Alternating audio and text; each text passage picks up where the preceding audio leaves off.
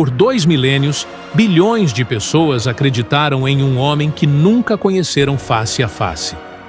Seu nome moldou calendários, derrubou impérios, dividiu a história em antes e depois.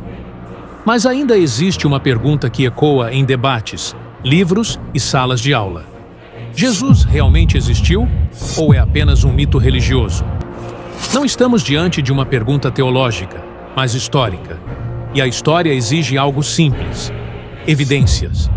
Hoje investigaremos documentos, arqueologia, manuscritos, inimigos do cristianismo e o império mais poderoso do mundo antigo, Roma, para descobrir se o homem de Nazaré caminhou nesta terra ou se é apenas a maior invenção já registrada.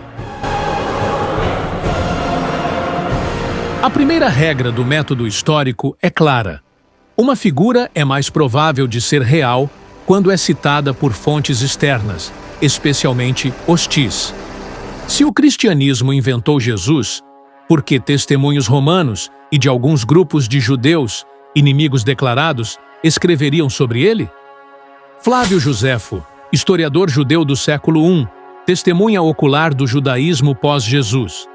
Por volta desse tempo surgiu Jesus, um homem sábio, realizador de feitos surpreendentes. Antiguidades Judaicas 18.3.3. Mesmo após debates textuais sobre um trecho, o consenso acadêmico reconhece que Joséfo realmente mencionou Jesus, Tiago e sua execução. Cornélio Tácito, considerado o historiador mais preciso de Roma.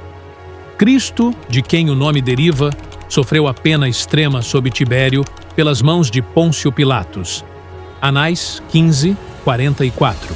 Tácito odeia os cristãos, chama-os de superstição perniciosa, mas o faz registrando um fato.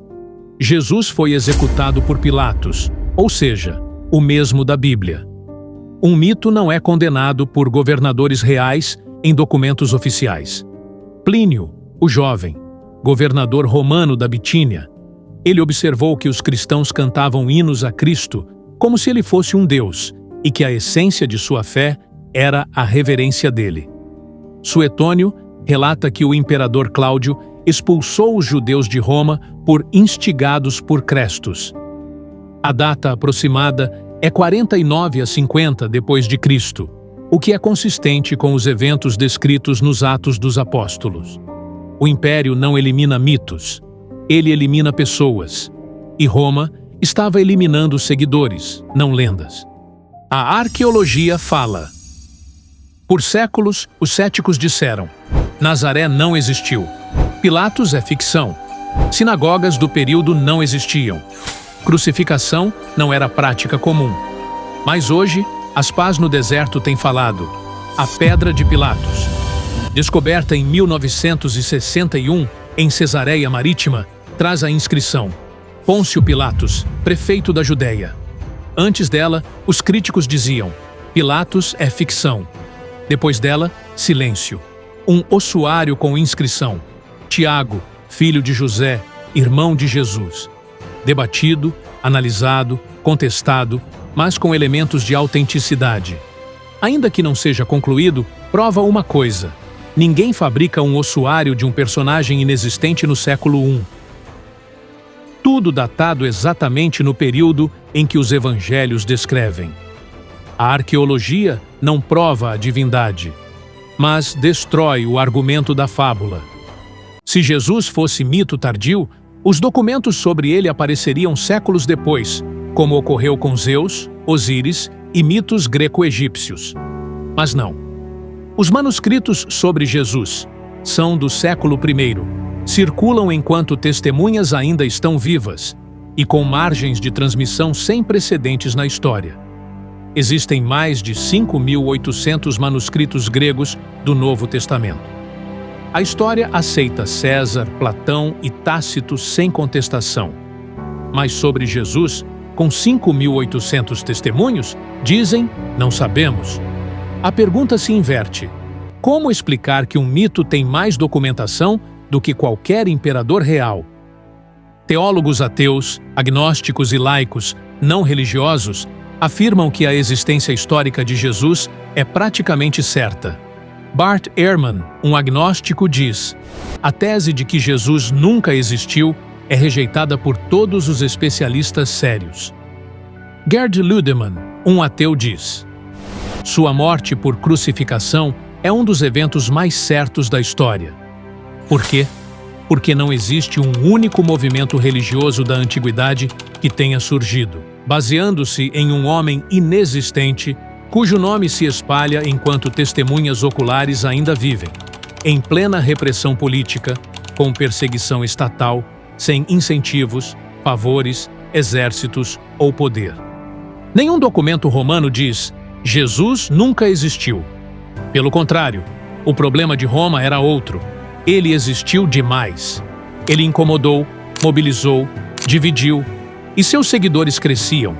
Se fosse mito, Roma teria provado e enterrado. Impérios vencem com existência, não com silêncio. Alguns judeus também registraram em algumas de suas literaturas, ou seja, não negaram.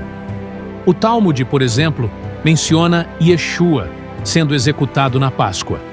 Mesmo não gostando dele, o citam. Inimigos não constroem lendas de seus oponentes. Eles tentam apagá-los da história. Roma tentou, mas falhou. A pergunta final: os fatos históricos convergem. O túmulo de César existe. O de Alexandre o Grande, provável. O de Faraós, exposto em museus. O de Jesus, nunca reivindicado. Se seus inimigos tivessem o corpo, o cristianismo teria durado horas. Mas não conseguiram apagar sua memória. Não conseguiram esconder seu nome. Não conseguiram impedir seu avanço. Ele viveu na Galileia. Pregou. Reuniu discípulos. Foi condenado por Pilatos. Morreu crucificado. Deixou um movimento que nenhum império conseguiu deter. Agora, resta apenas a pergunta mais profunda de todas. Se um homem simples, sem exército, sem dinheiro, sem livros, do interior pobre de um império gigante, conseguiu dividir a história, mudar calendários e fazer o império que o matou ruir, então estamos diante de apenas um pregador? Ou de alguém muito maior? A história respondeu. Os manuscritos confirmaram. A arqueologia sustentou. Os inimigos registraram.